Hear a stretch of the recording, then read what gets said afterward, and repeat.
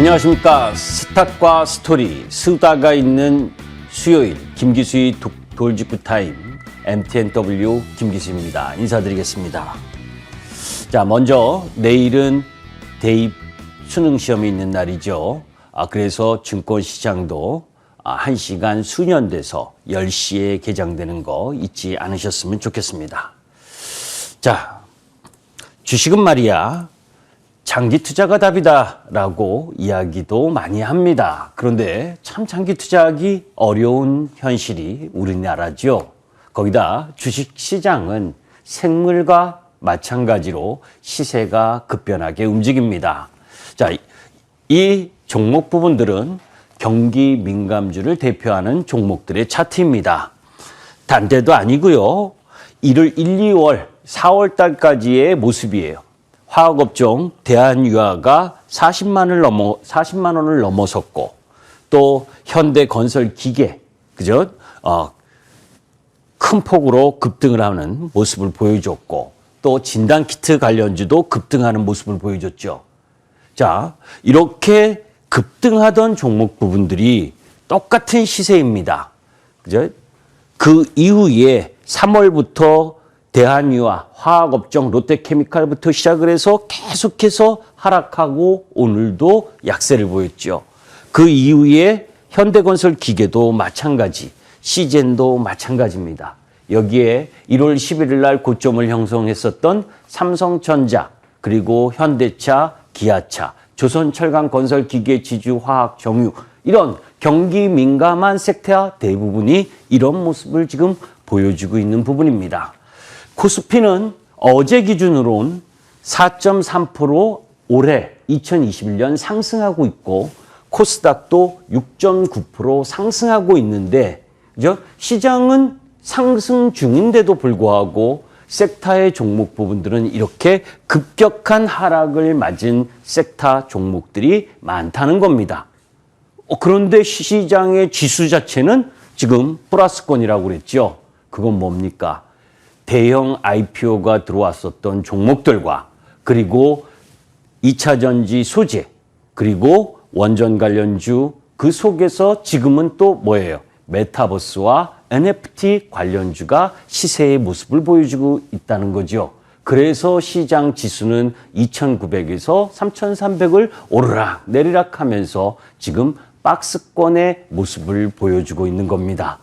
여기서 이야기하고 싶은 마지막 결론은 뭐냐면, 이 화면을 보기 전에 맨 앞에 부분에 있어서 맨 꼭대기에 매수하셨다면 지금 엄청나게 아프시죠.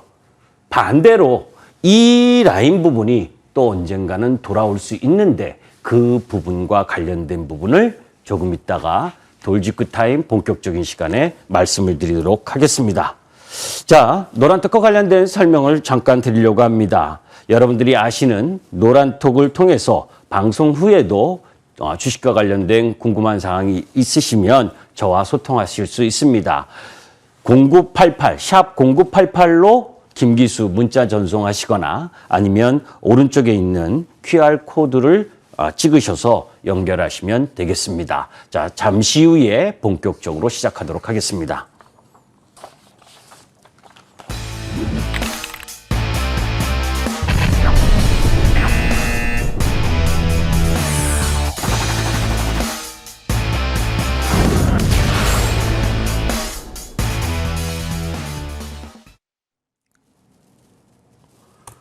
자, 어제 미중 정상회담이 194분 동안 정상회담했다는 거 여러분들 알고 계실 겁니다.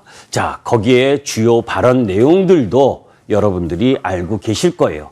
뭐 큰 거 기대했나요? 큰 거 기대한 거 없습니다. 좀 맨날 싸우는 거 좀만 멈춰달라. 그죠? 더 싸우지만 말아달라. 뭐 더 싸우지는 않겠다라는 모습을 일정 정도 보였죠. 눈으로 읽으시기 바랍니다. 뒤에 내용이 많기 때문에 다 설명을 드릴 수는 없고. 그런데 여기서 중요한 부분을 찾는 부분은, 두 관계가 미중 바이든의 입장이나 시진핑의 입장이나 더 싸우기는 어려운 입장이라는 거죠. 왜냐? 중국은 뭐예요? 전에 끝나고 나서 내년에 베이징 동계올림픽하고 항저우 아시안게임이 있습니다. 그리고 미국은 바이든 중간 선거가 있죠. 그죠? 그런 정치적 이해관계가 있기 때문에 여기에서 더 싸우다간 둘 다 그죠? 서방 국가가 이 올림픽이나 이런 부분에 참여하지 보이콧을 하겠다라고 할 수도 있기 때문에 그것도 부담이고, 반대로 지금 지지율이 계속해서 내려가고 있는 바이든 정부가 중간 선거를 앞두고 계속해서 방치했다가는 선거에서 지게 되면 그죠? 법안 통과가 쉽지가 않은 부분이잖아요. 그래서 이런 부분들 때문에 중요하고, 또 하나는 지금 미국의 인플레이션이라고 하는 부분, 결국 중국의 공급자 물가 지수가 올라가면서 소비자 물가 지수, 미국의 소비자 물가 지수까지 영향을 주는 거거든요. 이런 부분들을 다 감안한다면 조금씩 관계 개선을 할 가능성이 더 높은 쪽으로 바라볼 필요가 있다. 그런 가운데에서 미국이 중국에게 먼저 해줄 수 있는 건 결국 중국에 대한 고율 관세를 철폐할 수 있느냐 하는 부분. 이 부분으로까지 간다면 시장에 있어서 조금 전에 이야기했었던 이 경기 민감 섹터라고 하는 조선철강 건설 기계지주 화학 섹터의 반등 흐름을 기대할 수 있겠죠. 그것이 없다면 난망합니다. 자, 스태그플레이션에 빠진 중국 경제입니다. 스태그플레이션 아시죠? 그죠? 물가는 올라가는데 중국 PPI와 제조업 PMI를 봅니다. 그죠? 중국 PPI 생산자 물가지수 이렇게 벌떡 섰죠. 그런데 제조업 PMI는 슉 밑으로. 그죠? 이게 스태그플레이션이잖아요. 이런 상황에 놓여 있습니다. 중국은. 자, PPI 급등 주 요인이 사실은 한 달 반, 두 달 전에 이야기했었던 석탄 에너지 가격 상승, 그중에 광물 가격, 석탄 가격의 상승 때문에 이렇게 급등했었던 요인이고, 중국이 물가 리스크 때문에 사실 작년 중반부터 그죠? 긴축 기조를 이어갔죠. 잘 보시면 중국의 2020년 그죠? 요 갈색 부분을 보시게 되면 이렇게 통화 부분이 내려오고 있는 부분, 긴축을 이어간 거예요. 왜? 생산자 물가 지수가 급등하는 흐름을 보여주고 있기 때문에. 그런 상황 속에서 생산자 물가 지수를 하방으로 내리고 싶은데, 그죠? 내리고 싶기 때문에 경기 부양이나 이런 부분들을 사용하기가 지금 쉽지 않은 흐름 부분에 놓여 있는 거지요. 자, 미국 CPI 30년만 최고치 이렇게 이야기를 했잖아요. 사실 지표 후행성입니다. 그죠? 나중에 설명을 드리겠지만, 그리고 또 그 이전에 돌직구 타임을 통해서도 여러분들께 말씀드렸었죠. 이미 중국의 석탄 가격이라든지 천연가스라든지 이렇게 급락을 하고 있는 부분이다. 그래서 30년 만에 최고치, 여러분들 1년 반 전만 돌아가게 되면 2020년 3월 14일부터 3월 19일 우리나라 시장 저점 나올 때까지 나오는 타이밍에선 미국이나 중국이나 해서 모든 지표가 몇십 년 만에 최고 안 좋은 흐름, 이런 것이 나왔었잖아요. 그죠? 반대로 지금 물가는 이 반대 흐름을 지금 나오고 있는 중입니다. 미국과 중국은 물가는 동조화, 그러니까 물가는 계속 올라가고 미국의 생산자 물가지수, 중국의 생산자 물가지수 다 올라가는 물가 동조화. 그러나 경기는 차별화하고 있다. 무슨 거? 미국 ISM 제조업 지수는 약간 꺾이긴 했어도 양호한 모습. 조금 전에 보신 것처럼 중국 제조업 PMI 지수는 이렇게 안 좋은 모습을 보여주고 있는 겁니다. 그 속사정을 낱낱이 들여다보면 또 이야기할 거리가 많지만, 그죠? 그 부분은 넘어가도록 하고. 자, 스마트 동학개미. 여러분들, 우리가 유튜브가 발달하면서, 그죠? 주식을 보게 되면 이런 분들도 많을 겁니다. 무슨 거냐? 주식 매수하면 무조건 존버. 그죠? 존버. 유튜브도 엄청나게 이야기하잖아요. 그리고 올라가면 거기에서 계속 삼성전자가 망할 거냐? 1월 11일 날 고점 나왔어요. 그때 비중을 좀 축소하라면 난리가 났죠. 왜? 포모 현상이 지배하면서 매도를 하라면 이상한 사람 취급받던 흐름인데, 그런 상황 속에서도 그냥 유튜브 쪽, 저도 유튜브를 하고 있지만, 그죠? 아무 근거 없이 그냥 계속 올라가면 계속 그런데 지금은 줄기차게 내려오고 있죠. 자, 지금 종합주가지수 보게 되면 사실 동학혁명이니 말이 동학혁명이지 개인 투자가일 뿐입니다. 솔직히 말씀드리면. 그죠? 언제 개인 투자가가 이 시장을 지배했습니까? 중요한 건 개인 투자가가 돈이 많이 들어오면서 이 시장의 자금의 흐름 부분이 좀 일정 정도 바뀌었을 뿐이지. 그런 흐름이 지속되려면 작년처럼 그리고 올해 초까지처럼 계속해서 물밀듯이 개인들의 자금이 들어와야 되는데 여러분들 알고 계시잖아요. 고객예탁금이 65조에서 70조에서 오르락내리락 하고만 있고 그 와중에 이때다 싶어서 대형 IPO 기업들이 시장에 무진장 들어오면서 다른 주식을 팔 수밖에 없는 흐름 부분들. 거기에 지금 개인 투자가들이 3,100에서 3,200포인트에 32.3%가 물려 있다고 합니다. 그죠? 그런데 종합주가 지수는 큰 의미는 없어요. 왜? 박스권이기 때문에 2,900에서 3,300 박스권인데, 그죠? 아까 보셨지만 경기 민감 섹터라고 하는 섹터 부분은 고점에서 거의 30%에서 반토막 난 종목 섹터까지 무진장 많습니다. 그 공백을 뭐가 채웠나요? 성장주가 채웠죠. 매번 여러분들에게 방송을 하면서 경기가 좋아지면 좋아지는 섹터를 공략하지 마시고 시장의 변화에 따라서 항상 성장의 흐름 부분으로 탈바꿈해야 된다. 그게 말처럼 쉽지는 않습니다. 저도 쉽지 않아요. 그죠? 여러분들에게 한 달 딱 전 10월 13일 날, 그죠? 이 메타버스 ETF 자금이 몰린다라고 얘기했었던 거 기억하시죠? 그걸 기억하셨을 때 그때부터라도 메타버스 관련주들의 관심을 갖고 움직였다면 시장에 소외받지는 않죠. 자, 지금 시장에서 우리 시장은 적립식 펀드 열풍 때문에 2007년 한번 급등하고 그리고 자문형 랩 어카운트 그리고 한국형 사모펀드 거액자산 운영 그리고 지금 시장에서 개인들이 주도하는 부분에 있어서는 유튜브 쪽에서 그죠? 시장에 있어서 개인 투자가를 힘들게 하는 부분들이 참 많습니다. 이런 부분들을 걸러낼 필요가 있다. 자, 왜 오늘 우리 시장이 이렇게 떨어졌느냐? 단도직입적으로 저는 두 가지를 봅니다. 무슨 얘기냐면, 자, 미국 시장이 어제 떨어졌습니까? 아니지요. 오늘 아시아 시장 어땠습니까? 대만 괜찮았지요. 그리고 니케이 0.4% 정도 약세를 보였지만 우리 시장하고 같이 놀던 홍콩이나 심천, 상해, 종화 다 양호했어요. 그런데도 우리 시장 왜 떨어졌느냐? 이 보고서가 나왔었던 거죠. 우리나라 2021년 3분기 실적 시즌 리뷰 부분에 있어서 1, 4분기, 2, 4분기 때는 실적에 대한 예상 전망치가 서프라이즈했습니다. 전부 다 달성하고도 남았어요. 100%가 넘었습니다. 그런데 3분기는 달성률이 95%밖에 안 돼요. 그리고 서프라이즈 비율 자체도 46%밖에 안 됩니다. 그래프가 보여주죠. 거기다가 우리나라는 항상 어떻다? 4, 4분기에 난데없는 비용, 난데없는 상여 하면서 기업들이 영업이익이 잘 나온 적이 없었습니다. 그런 우려까지가 일정 정도 작용한 부분. 거기에 2022년 전망치에 대해서 이미 델타 변이가 확산됐었던 기억하시죠? 우리나라 7월 12일 이때부터 델타 변이가 확산됐고 동남아가 확산됐고 그런 와중에 이미 3분기부터 경기가 하향될 수 있고 내년도에는 더 안 좋을 수 있다라고 하는 부분 이런 부분들 때문에 3분기 실적 이게 피크아웃 될 가능성이 높다. 어떤 섹터가? 경기 민감 섹터가.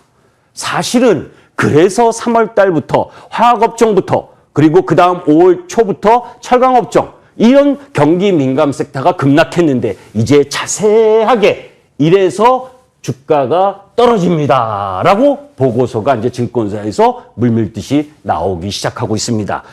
여러분들에게 제가 첫 시간에 이런 말씀을 드렸죠.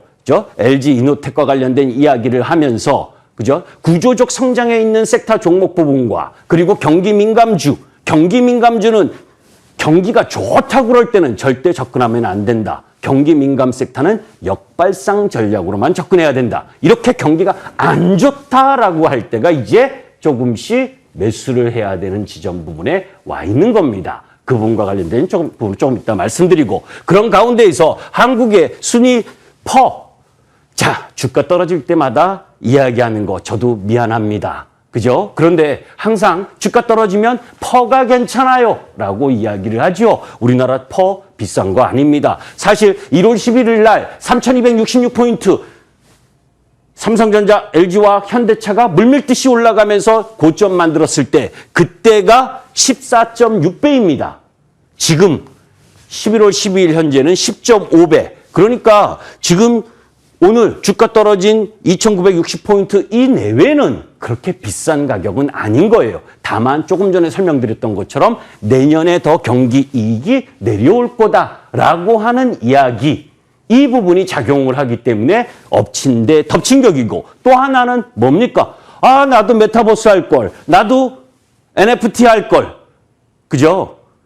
과한 쏠림, 그걸 이제서야 그쪽에 바라보려고 하는 흐름 부분들이 진행되고 있는 부분도 나왔다. 시세가 업종 섹터별로 너무 세게 확산을 하게 되면 그 다음엔 먹을 게 없습니다. 주식시장은 처음 이야기가 나왔을 때 그 주식을 매매할 것이냐 말 것이냐 라고 해야지, 끝에 가서 조금 더 먹겠다고 들어갔다가는 잘못하면 무진장 공부하셔야 됩니다.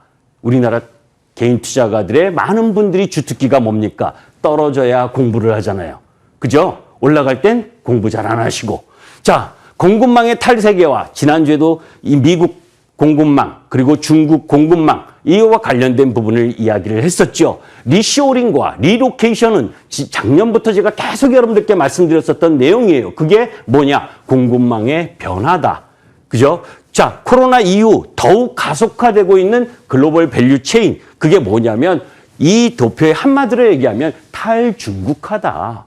그죠? 탈중국화. 이 부분이 진행되고 있다. 그래서 미국의 리쇼링 지수 이렇게 쫙 코로나 이후 급등하고 있죠. 일본도, EU도, 서방 국가들은 다 뭐? 리쇼링에 집중하고 있는 상황이다. 공급망의 변화를 가져오고 있다라고 하는 부분이죠.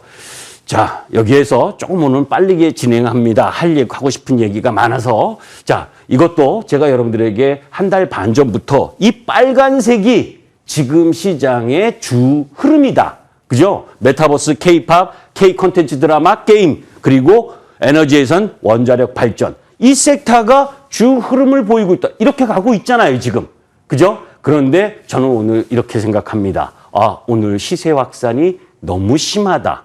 그죠? 어제부터 너무 심한 흐름으로 진행되고 있는 상황이고, 이제부터 개인 투자가들이 잘못 들어가시면 기간 조정 걸릴 가능성이 있다라는 부분입니다. 아까 경기 모멘텀 둔화 이런 부분과 관련된 부분은 계속해서 말씀드렸는데, 그죠? 경기 둔화의 가장 근본적인 원인은 중국이 긴축을 하면서, 긴축의 이유는 물가 상승이었고, 그런 가운데에서 유동성과 산업 규제 이런 부분들이 원자재 가격 상승과 함께 부담으로 가오는 흐름, 이런 부분들 속에서, 그죠? 결국은 성장 모멘텀에 대한 희소성이 부각되는 흐름이 지금 진행되고 있다라고 보시면 됩니다. 자, 조금 하나가 빠졌는데, 무슨 거라냐면, 여기에 지금 NFT, 메타버스 관련주들의 시세 움직임 보셨죠, 그죠? 게임 관련주 중에 대표 유메이드, 아직 추세 깨진 건 없습니다. 거기에 코덱스 K 메타버스 액티브 ETF가 그죠? 10월 13일 날 상장하자마자 급등하면서 오늘도 3% 넘게 또 상승을 했죠. 그죠? 거기에 플랫폼 관련주, 그게 뭐예요? 비제조업 관련주들의 상승. 자, 여기서 왜 제가 순서가 조금 바뀌었는데 왜 가상세계에 열광하는가? 이게 근본적인 답이었죠. 사실은 답입니다. 코로나 국면에도 여러분들 위드 코로나 한다고 해도 100% 경제 정상화나 사회활동 가능합니까? 아니잖아요. 그죠? 그리고 기존 산업이 성장 사이클에 한계에 있다는 거죠. 위드 코로나가 발생한 이후에 코로나로 위축됐었던 부분의 기저효과에 의해서 올해 초 급성장하는 흐름을 보여줬지, 코로나 이전에도 경기는 안 좋았어요. 코로나가 끝나면 그때도 마찬가지입니다. 그런데 코로나가 끝나지 않고 위드 코로나입니다. 그러니 경기 민감 섹터가 세게 올라갈 수 있는 구조가 아니죠. 자, 그런 흐름들 속에서 기존의 산업 부분에 있어서 투자 매력이 없다. 그리고 또 세 번째, 가장 중요한 건 MZ세대들이지요. 기득권에 대한 대항입니다. 가상화폐 시장이 계속되는 과열 우려에도 불구하고 점차 제도권으로 진입하고 있고, 디지털 경제 이런 부분들, 이런 속에서 기존 달러화 체계라든지 그리고 기득권에 대한 불만이 표출되는 현상 부분이 가상세계에 열광하는 요인 중에 하나지요. 저 밑에 부분은 다음 장에서 자세하게 설명드리겠습니다. 자, 그런데 메타버스나 NFT, 대체 불가능한 토큰 이 부분이 우리나라만의 현상이었다면 이렇게 시세 폭발력이 없었을 겁니다. 그런데 잘 보세요. 미국 시장에서 메타버스 지수 이 갈색입니다. 그리고 팡 지수 연동돼서 움직이는 흐름을 보여주고 있죠. 글로벌적이라는 거예요. 글로벌적. 이어서 이렇게 시세의 연속성이 강하다는 겁니다. 그건 여러분들께 말씀드렸었던 미국 내 지식재산 생산물 투자가 급증하고 있는 부분, 무형자산, 비제조, 그죠? 이 부분이 움직여진 부분이다라고 보시면 됩니다. 자, 거기에서 핵심은 MZ세대의 부상이라는 거죠. 저도 NFT 막 공부를 죽으라고 해도 사실 이해가 잘 안 돼요. 나이가 들었죠. 그럼에도 불구하고 주식은 나이가 들었든 공부를 하든 안 하든 봐주질 않습니다. 결국 그런 부분들 속에서 주식시장에서 살아남으려면 어려워도 공부해야 되고 거기에서 맞춰 가야 되는 거죠. 우리가 IT 기술 발달 단계를 개인형 컴퓨터 혁명, 그리고 소프트웨어 혁명, 인터넷 혁명, 검색 혁명, 스마트폰 혁명, 그리고 SNS 클라우드 혁명, 그리고 모빌리티나 IoT, AI 이런 기후변화 이런 부분까지의 흐름 부분들 속에서 베이비붐 세대일 때 그리고 2030 세대의 흐름 부분이었을 때 이렇게 그 각 단계마다 시장의 이걸 어려운 말로 패러다임 변화. 그죠? 저는 영어를 잘 못하기 때문에 영어를 쓰면 어렵습니다. 패러다임 변화라고 하고 그리고 쉬운 말로 산업의 구조적 산업의 변화라고 하는 거지요. 그런 흐름 부분들이 지금 작동을 하면서 이쪽으로 간 거지요. 그래서 테이퍼링 그리고 금융시장 변화 아까 이야기했었던 이머징 마켓에서 먼저 긴축 조정을 하고 우리나라 좀 반등할 만해서 오늘 세게 맞은 것 중에 또 하나 요인을 꼽자면 뭡니까? 11월 25일 금통위에 대한 두려움도 일부 있는 거죠. 그죠? 자, 이 부분은 지난주에 설명을 드렸었던 거고 거기에 아까 경기 하향, 이익 하향 이 부분도 중요하지만 가장 중요한 건 어제 우리나라 2,880 몇 명 확진자 나왔죠? 그죠? 자, 그런데 위드 코로나 먼저 시행한 네덜란드라든지 전부 다 그죠? 지금 3주간 봉쇄 조치 재개한답니다. 그죠? 위드 코로나 한 나라들이 확진자 수가 급증하면서 독일도 확진자 수가 급증하고 우리나라 병상 부분이 지금 중환자 병상 가동률이 75%를 넘으면 그죠? 위드 코로나 X하고 다시 원점으로 돌아갈 수 있어요. 수도권은 지금 76%입니다. 전국이 지금 61%여서 그렇지. 그만큼 지금 비상 상황이라는 거. 그러니까 경기 민감 섹터, 민감 종목이 오늘 이랬잖아요. 그죠? 그런 흐름 부분들은 당연한 부분이다. 자, 이제 그런 가운데에서 ESG 이 부분은 사실 지난주에 준비했었는데 이야기를 못했었던 부분인데 ES를 시행을 하면서 탄소 배출과 관련된 부분의 산업에 대한 규제 이런 부분들이 계속 강화되고 있다는 거죠. 자, 여기까지 시장이 하락하고 어느 한쪽이 올라간 부분을 이야기를 합니다. 자, 그런 가운데에서 아까 이야기했었던 원자재라든지 물류 이런 부분들이 완화가 되고 있고 미중 정상회담으로 인해서 나름 관계가 개선되는 흐름으로 보여준다면 민감 섹터의 반등 흐름도 나타날 수 있다. 그런데 거기에서 가장 포커스 먼저 잡아야 될 부분은 뭐예요? 아까 이야기했던 산업체 소재보다 반도체 소부장 쪽으로 접근하시는 것이 중간 흐름 부분에 있어서 양호할 가능성이 높다라는 부분입니다. 자, 숨가쁘게 왔습니다. 자세하게 설명을 드려야 되는데 자, 그 못다한 자세한 내용들은 잠시 후에 차별화와 양극화 시장 대응 전략을 통해서 무료 방송을 통해서 말씀을 드리도록 하겠습니다. 저 MTN 밴드 홈페이지 화면에 그죠? 저를 클릭하시면 6시 10분부터 무료 방송을 같이 볼 수가 있습니다. 자, 포털창 MTN 밴드입니다. 여러분들 어려운 장이고 매주 수요일마다 지금 시장이 약세를 보인 게 거의 2달 가까이입니다. 그러나 이 수요일 이후에 또 다른 빠른 날이 옳다라고 보시면 됩니다. 감사합니다.